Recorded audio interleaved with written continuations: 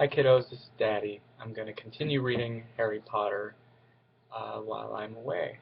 I'm in my office now, so I'm going to take a break, and we're going to continue reading Harry Potter and the Chamber of Secrets from where we left off. "We won, though," said Ron, a grin breaking across his face. "That was some catch you made. Malfoy's face, he looked ready to kill." "I don't want to know how he fixed that bludger," said Hermione darkly. "We can add that to the list of questions we'll ask him when we've taken the Polyjuice Potion," said Harry, sinking back onto his pillows. "I hope it tastes better than this stuff." If it's got bits of Slytherin in it, you've got to be joking," said Ron. The door of the hospital wing burst open at the moment. Filthy and soaking wet, the rest of the Gryffindor team had arrived to see Harry. "Unbelievable flying, Harry," said George. "I've just seen Marcus Flint yelling at Malfoy. Something about having the snitch on top of his head and not noticing. Malfoy didn't seem too happy." They had brought cakes, sweets, and bottles of pumpkin juice. They gathered around Harry's bed and were just getting started on what promised to be a good party when Madame Pomfrey came storming over, shouting, "The boy needs rest. He's got 33 bones to regrow. Out, out!" And Harry was left alone, with nothing to distract him from the stabbing pains in his limp arm. Hours and hours later, Harry woke quite suddenly in the pitch of blackness and gave a small yelp of pain. His arm now felt full of large splinters. For a second he thought that was what had woken him. Then, with a thrill of horror, he realized that someone was sponging off his forehead in the dark.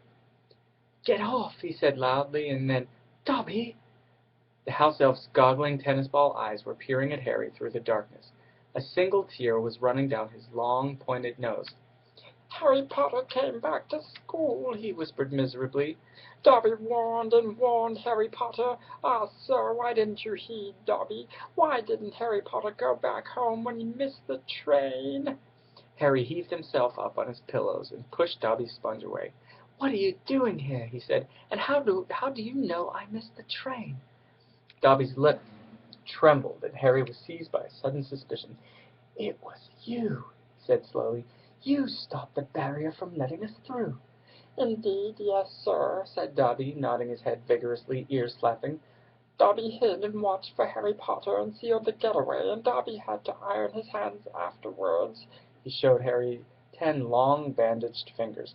"But Dobby didn't care, sir, for he thought Harry Potter was safe, and never did Dobby dream that Harry Potter would get to school another way." He was rocking backward and forward, shaking his ugly head. "Dobby was so shocked when he heard that Harry Potter was back at Hogwarts, he let his master's dinner burn. Such a flogging Dobby never had, sir." Harry slumped back onto his pillows. "You nearly got Ron and me expelled," he said fiercely.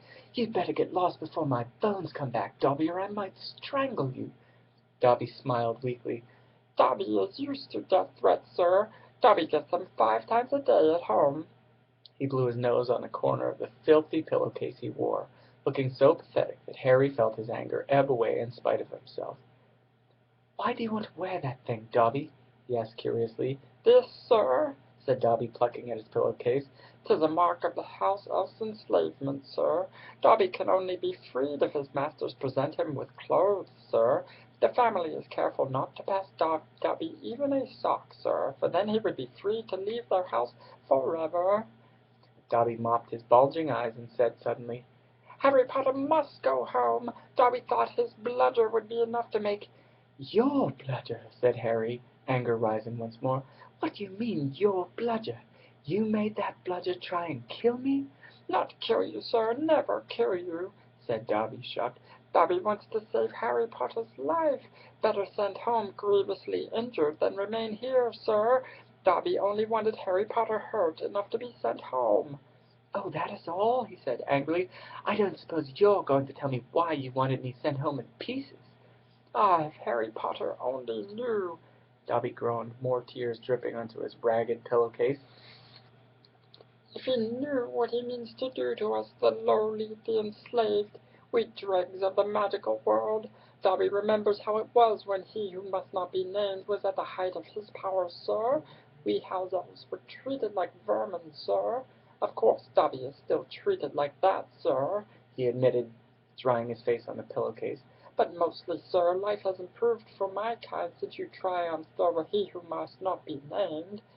Harry Potter survived, and the Dark Lord's power was broken, and it was a new dawn, sir, and Harry Potter shone like a beacon of hope for those of us who thought the darkness would never end, sir.